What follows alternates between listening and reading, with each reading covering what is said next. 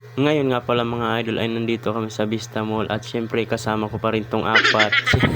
Kaya naman ang sabi nila ay picture daw muna at napansin ko nga itong isa kong kasama ay may talent pala.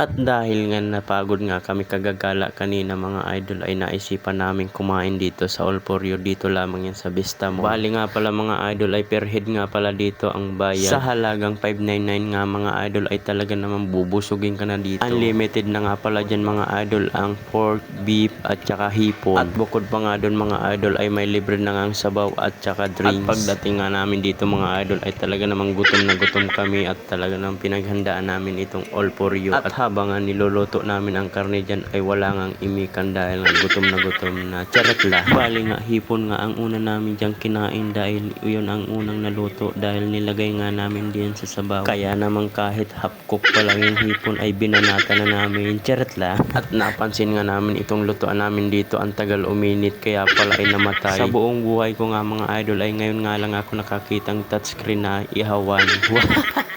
Kaya nga nung una ay hindi namin alam ito buhayin at tatawagin na nga lang sana namin yung nag-a-assist sa amin dito. Kaya lang nabuhay naman pala. Sorry naman, wala nito sa bundok eh. Kaya naman nung nakaluto na nga kami mga idol ay hindi na nga namin napigilan ay talaga naman binomba na namin. At ito nga isa kong kasama ko kahit mainit nginunguya. Ay hindi na talaga nagpaawat, talaga naman gutom na talaga itong batang ito. Charot lang.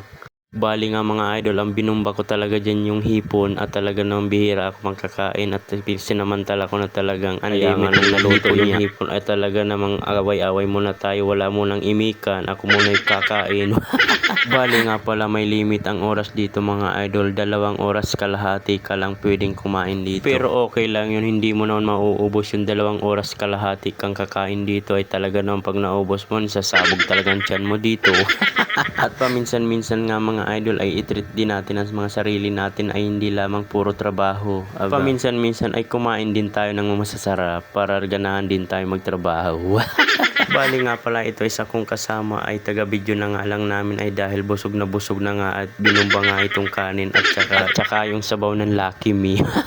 Gutom na kasi kanina kaya naman binumba niya na agad. Kaya naman sabi namin ay videohan na lamang kami habang nagpapahinga siya. Bali nga sa mga oras na ito ay naka 1 kilo na ata akong hipon na pinapak dito mga idol.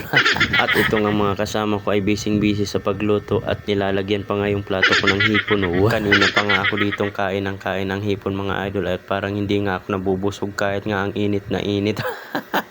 Kain lang ng kain talaga. Bali kunting kanin lang nga pala ang kinain namin dyan at purong hipon at karne na lang ang kinain namin dyan dahil mabubusog agad kami pag kumain ng kanin. At ito nga isa kong kasama ay nakuha ng hipon, akala ko sa kanya ilalagay sa plato ko pala. Siguro busog na ito kaya pinapaubos na sa akin.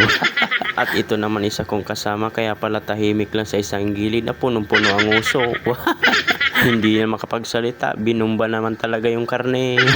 Bali nga pala hindi nga pala ako marunong dyan maghawak ng chopstick kaya naman kinakamay ko na lang talaga yung mga pagkain. Yung 2 nga lang pala dito ang marunong mag-chopstick, kaming 3 nga pala ay hindi kami marunong kaya naman kinakamay na namin. At yung ang kabilang lamesa ay napapatingin sa amin dahil nga kinakamay na namin yung pagkain kaya naman ginagamitan ko na lang ng pang-ipit para makuha itong karne. At tawan-tawa pa nga ito isa kong kasama ko. Bali hanggang dito na nga lang pala ang video namin mga idol kaya next video na lang, bye bye.